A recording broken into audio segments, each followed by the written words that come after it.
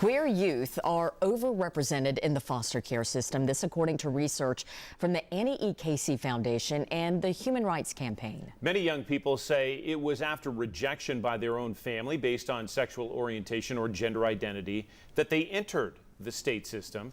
10 News visual storyteller Jillian Taylor explains the impact. Agape Love has wanted to be a foster parent since their early teens. Oh, she got it. I just always knew that there were kids out there that needed a parental figure like I did. Love, who uses they, them pronouns, says their childhood home was not accepting of their identity. Before I even knew what being gay was, they were already looking at signs that I apparently exhibited, accusing me of being something that I didn't even know what it was at the time. So, Love opened up their Farragut home and have now been fostering queer kids alongside their wife for over a year. The Loves work with Therapeutic Interventions, a foster care agency in Tennessee that places a particular emphasis on LGBTQ inclusion.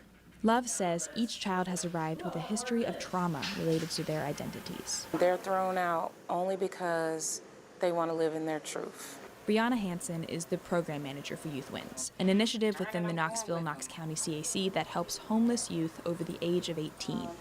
She says around half the young people she works with are queer, and most of them were kicked out of the house because of their LGBTQ identities. And families have completely isolated them, so they're basically alone. So they come here. Any types of toiletries, bathing wipes. This is their life in a bag. Hansen also worked at the Department of Children's Services as a case manager and says teens who were kicked out of the house face incredible challenges because they're left during a time when they need to learn vital life skills. It is a very important part in their life between the ages of 12 and 18 at development. Out of the stories I hear, they're having to sell themselves just for a place to stay or food, and the way that people manipulate them. It breaks my heart. And queer teens need a supportive home environment. A 2019 study from the Trevor Project found that LGBTQ youth with at least one supportive adult were 40% less likely to have attempted suicide. The Loves strive to provide that supportive, affirming environment to their foster kids. It's what Love needed as a child.